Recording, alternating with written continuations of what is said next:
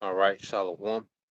First and foremost, I would like to give all praise and glory unto Yahweh, Bahashem, Yahweh Shah, Bahashem, Kakadash. Double honors unto the apostles and the elders, GMS, who rule well, teach well, being great examples to his younger brothers. And peace and blessing, salutations to the hopeful elect out there pushing his word and truth and his sincerity across the four winds in the name of Yahweh, Bahashem, Yahweh Shah, pushing to get up out of here. Shalom to the hopeful elect, the believers, the listeners whom have came back to the obedience of the scriptures through faith in Yahweh Bashem Al Shai.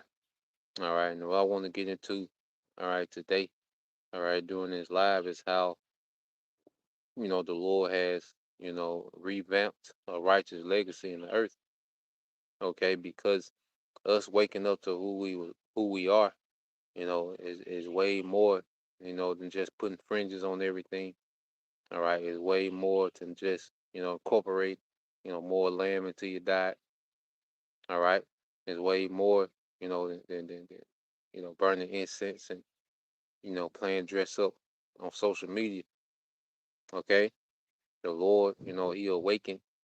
All right, us in these latter times to revamp a righteous legacy in the wicked society. We're gonna go, through these things. All right, now I want to get that word revamp. Okay, and this is a quick um Google. All right, definition for revamp, and it says to give new and improved form, structure, okay, or appearance to. All right. Um, you go into some of the synonyms. It means to refashion, to redesign, to restyle. All right, to refurbish, to rehabilitate, to rebuild. Okay. And then you go into definition two. All right, and it automatically, precepts should come to mind. All right, but you go to definition two, it says an act of improving the form, the structure, or the appearance of something. Okay? And what we understand in the latter times, it was prophesied that the Lord will raise up what? The house of David. Okay? Let's get that in Amos 9. All right? And this is a promise, a prophecy of what the Lord would do. All right? In these times, Amos 9 and 11, it says, in that day will I raise up the tabernacle of David that is fallen and close up the breaches thereof, and I will raise up the ruins and I will build it as in the days of old. Now let's read this in, all right, the NLT. Amos 9 and 11 says, in that day I will restore the house, or I will restore the fallen house of David. I will repair its damaged walls. From the ruins I will rebuild it and restore it. All right, restore its former glory. And this is what you see happening. The Lord, all right, is restoring glory back to Israel, man. And it began with the awakening of the prophets, man. Restoring the men, all right, because it's the men that make up the houses of Israel, okay? And it's speaking of raising up that generation, their righteous generation during the time of King David, okay? That this is a spiritual house. We're seeing being raised up and being restored and being rebuilt in this time. And what's happening, we're taking on those characteristics of our righteous forefathers. Okay, we're being refurbished, because we was all damaged, coming up in this society. But this word is refurbishing us. And now we're taking on those old characteristics of our forefathers. Okay, like a building, that has suffered, storm damage, okay, and you will want to renovate it, or revamp, their structure. Well, during that process of revamping that structure, you will see similar characteristics of before the storm, before it was damaged, and this is what you see amongst, the true believers of the men and women, okay, of the house of David, is you're seeing, okay, those ancient characteristics being revamped in the earth, man. And their main characteristic is moving in faith. Like this whole thing, with the juice, when Esau was, pushing mandates and, jobs was on the line and different things on the line, where brothers and sisters that acted in faith, well, guess what? Those are the old characteristics being restored to us from our forefathers, all right, and our foremothers, man. Okay, that we have in a report, how they moved in faith. They moved in faith. So now that what we're doing, we revamp, a righteous legacy in the time of wickedness, man. Just like you go into the time. Let's get this in. I think it's Wisdom of Solomon. Wisdom of Solomon, the fourth chapter. All right, when he spoke about Enoch. Okay, this is Wisdom of Solomon 4 and 10. He pleased the Most High and was beloved of him, so that living among sinners he was translated. This is speaking of Enoch. And Enoch had to report that he pleased the Most High. Okay, and guess what? We have that same opportunity because you go into the book of Baruch. What does it tell us? You go to the book of Baruch, you know? It's the book of Baruch, chapter 4. Okay, verse 4. It says, O Israel, happy are we, for things that are pleasing to the Most High are made known unto us. So now we have the instructions on how to please our power, man. And we know that without faith, as we're going to get Hebrews 11:6, it's impossible, okay, to please the Most High. And us moving in faith is a pleasing thing. Our decision making that's based off these promises. You gotta understand. Our whole life is based on these promises, man. Our belief in these promises, man. The decisions we make, okay, how we live, what we reverence, the standard, all these things are based in faith. And that's a pleasing thing to you. How about Shema Shai? You know, doing the work, you brothers, you sisters tuning in, adding to the live screens, man. Sisters becoming obedient, learning order. All this based off faith, and how you know it's based off faith is when you're not doing it for a show, okay? When you're in the way, you're not attaching these acts to gimmicks. You're not trying to commercialize, the law, trying to commercialize being the Israelite. Nah, man, we do these things in faith, man. We know the Lord looking. That's why, hey, the truth makes us the same on and off camera, okay? Because it's not, for a show. And those things are pleasing unto the Most High. So just as Enoch had all right, the record of being pleasing unto a Most High, we picked up that mantle, man. To where we can live a way that's pleasing to the Most High, and hopefully we're translated, we're delivered, okay, from this wicked society. As you read on verse 11, yet speedily was he taken away, least that wickedness should alter his understanding, or deceit beguile his soul. For the bewitching of naughtiness doth obscure things that are honest, and the wandering of concupiscence doth undermine the simple mind. He being made perfect in a short time fulfilled a long time, for his soul pleased the Lord, therefore hasted he to take him away from among the wicked man. So just as Enoch, walked in a righteous way amongst the wicked, we're doing the same thing. We've taken on that, we revamped their legacy in the earth, where there's a righteous remnant of Israelites in the midst of all this wickedness, man. Noah. Okay, what did the scripture say about Noah? All right, let's get the record of Noah. This is all right, which he comes from that lineage. Noah represented a continuation, okay, of obedience, because he came from that lineage through Enoch. All right. It's the book of Second Peter, okay, chapter 2.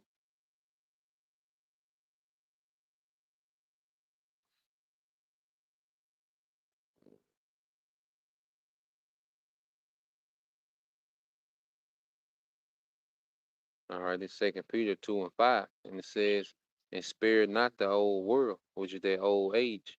All right, their old wicked society before the flood. All right, which hey, everything has came back around full circle. We're in the position of Noah. We're in the position of Enoch. That's why we have these records so we can perform. We can, we have we have a standard. All right, we have an example on how we should be. You look at our forefathers and the ultimate example, Yahweh Shai. But we have an example of how to be. You know, there's one thing. When you have hey, there you go. When you have a standard, as a nation, You know, you look at your forefathers, and that's how you gauge yourself. You know, you look at the generations of old, and the scripture tell us, man. Look at the generations of old and see whom the Lord has failed, none. Okay, so we're in the same predicaments that our forefathers was in. Okay, and we see how they perform, so we know how to perform, man. We know what's expected of us, man. Okay, Second Peter 2:5, and it says, "And spare not the old world, but save Noah, the eighth person, a preacher of righteousness," man. So in the wicked society, which we know during the flood, okay, it's recorded, that the Lord was very wrath with that society, man. He was pissed, just like he's pissed at this current society. Okay, but what was the record of Noah? That he was a preacher of righteousness, man. So us teaching this word, okay, preaching this word, being an example unto our people, that's us revamping their righteous legacy in the earth, man. Okay? Hey, this is a heavy thing that we're a part of, man. That's why we must decrease, all right? But guess what? Yahweh Shai, which is that ultimate standard of righteousness, must increase. It's less and less about us and more about what the Lord is finna bring to the earth, man, which is a righteous kingdom, man. You know? Second Peter 2:5, it says, "And spare not the whole world, but save Noah, the eighth person, a preacher of righteousness, bringing in the flood upon the world of the ungodly," man. All right, and the Lord's finna bring a global judgment again. Okay, and this time it's gonna be through fire, in which America's gonna be destroyed. All right, completely. You're gonna have other nations, get hit with nukes. The land of Israel gonna be completely, cleansed with nuclear fire, but it's gonna be rebuilt. Rebuilt. America not gonna be rebuilt. Okay. So what we're seeing, is that the Lord revamped, their righteous legacy, man. In the earth, man. We gonna have our chance to be Hananiah, Mishael, and Azariah, Mishael and Azariah. We gonna be in them positions, man. Daniel, how he had to stand for righteousness, man. Joseph, we're gonna be, some of us gonna be in those positions, man, where we're gonna have to perform, all right, according to the way of our forefathers, man. The seven Maccabee brothers, man. Okay, like, hey, we know what to do, man. Though this is not spirit, you know. Understand that we are our forefathers coming back, man. The Lord has just, hey, he activated us, man, with this word, and this was the rebuilding, all right, of their righteous generation, man, at the house of David. All right. And it says, verse 2, Second Peter 2:7, and it says, "And deliver just Lot, vexed with the filthy conversation of the wicked." Now let's read this in the NLT.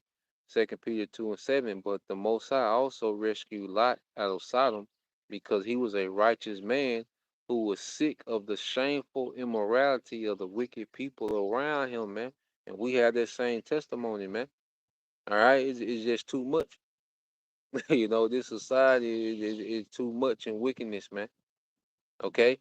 And there's only a remnant that's truly crying and sighing for the abominations, man, that are done here, man. Okay? A lot of our people, the scriptures say, how they call this chaos and dysfunction and wickedness, they call it peace. This is normal to them, man.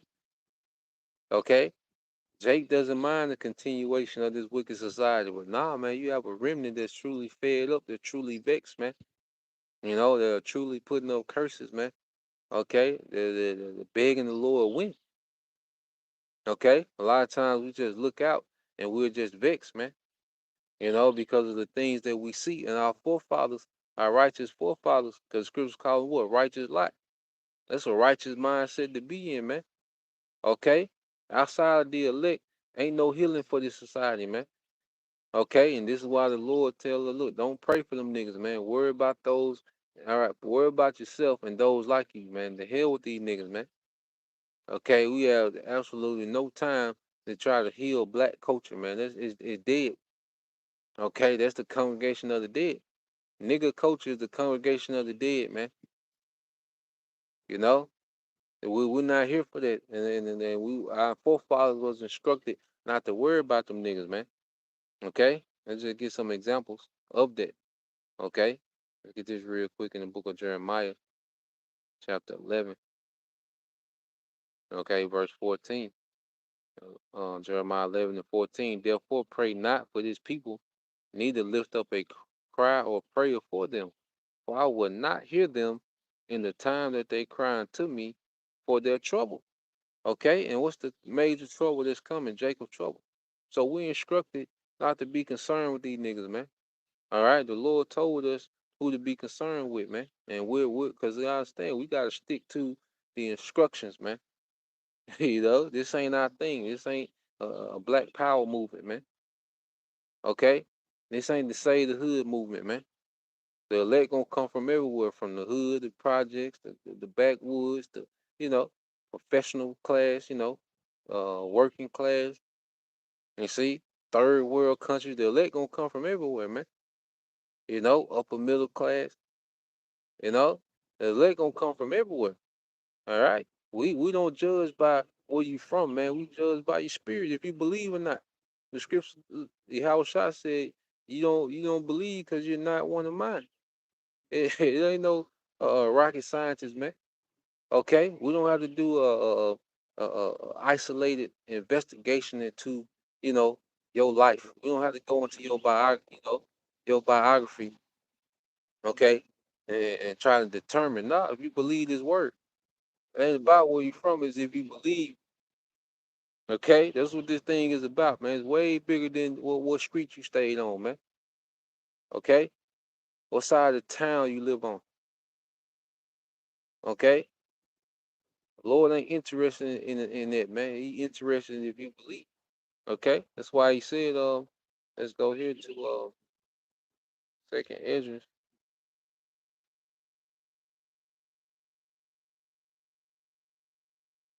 The elect gonna be favored with no matter where they are, man. Ain't no special demographic that the Lord favors above the rest, man. It's about those elect spirits, that are returning back through the hearing of His word. All right, this is second Ezra 8 and 51. It says, "But understand thou for thyself, and seek out the glory for such as be like thee, man." Okay, so we're dealing with those that are like-minded, man. We're instructed to do that, man. Okay, this is only for those that see. Okay, this is only for those that's like we dealing with those that can see the kingdom. That they can see. All right, the earth ran by Yahushua. You know, they're starting to understand the dynamic of a righteous family. Okay, they look forward to a rulership under Yahushua, man. Okay, the script say to us, Yahushua is precious, man. Those are the like-minded. Okay, this is get Matthew 12 or all right. This is Matthew 12:47. Then one said unto him, Behold, thy mother and thy brethren stand without, desiring to speak with thee. But he answered and said unto him that told him, Who is my mother, and who are my brethren? And he stretched forth his hand towards his disciples and said, Behold, my mother and my brethren, for whosoever shall do the will of my Father which is in heaven, the same is my brother and sister and mother, man. So we're dealing with those that are that are about, establishing, all right, about a sin. We're dealing with those like-minded believers, okay, that desire to see, okay, a righteous kingdom in the earth, man, under Yahweh. Okay, anything outside of that, it's not important. You know, we can put our emotions into particular things and try to make things more what they are, but at the end of the day, if it's not operating, under Yahweh Shai, it's really not that important. It really don't matter at all. Okay, Yahweh Shai don't care about that shit. We'll be surprised at things that Yahweh Shai don't care about. That we can find ourselves attached to, overly, consumed with. Okay, Yahweh Shai is an austere, ancient, Eastern king. Okay, not none of this. This Brenda's got a baby. Keep your head up. The house shot don't feel like that. Okay, he's finna remove everything out his kingdom that offends. Ain't no age limit on it. Ain't no he's not ain't no gender on it.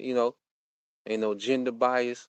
With your house shot, he's gonna remove everything offend. Okay, from a fetus to 120. Okay, that's how your house shot move when he come back, man. It's all about you know, hey, who's about revamping their righteous legacy, man. Okay, let's get that. Okay, and Yahweh Shai didn't make this thing hard, man. It ain't nothing personal, man. You know, cause like it's people that's not in the truth. It ain't like we just automatically, have this disdain for them. Okay, but we just understand, like look, you know, it's only so far, you could go with someone that's outside this thing, man. And we still, move with wisdom. We still move with charity, even outside. Those that believe, we still move with a degree of charity, man, a degree of courtesy. Because that's going into being noble. There's a certain etiquette, we move with. Okay, even with those that don't believe, man.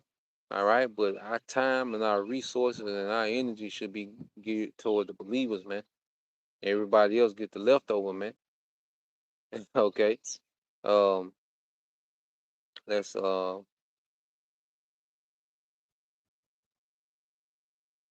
this is St. John 8:47. It says, "He that is of the Most High hears the Most High's word. Ye therefore hear them not, because you are not of the Most High." Okay, and just like the brother, um, Damawaki, GMS and the likeness, did lesson going into, oh, I pretty much your actions show what you desire. Your action, you know. So that's why one thing about the truth, man, it says where your treasure is, there where your heart will be, your mind. And then if your mind is on something, your actions follow. Okay? So how people move, how people react to this word is an indicator. Now we can't say, okay, he a 2/3, because either it's not for him and he gonna be through, or it's just not their time. Okay? But that ain't on for us, you know, to do follow up investigation and try to figure out why they don't believe, and you know try to go through his childhood story and see, no, that ain't for us to do, man. You know, if it's meant for him to wake up later or meant for them to wake up later, hey, we should just be still here doing the same thing. You know. So at the end of the day, we're revamping the legacy, man, and we don't have time to drag Jake into this thing, man. Okay, we're part of something major that the Lord is orchestrating, man. Okay, the Lord has raised us up in these times to stand stiffly for the name, man. You know, and I get this, and I end it here.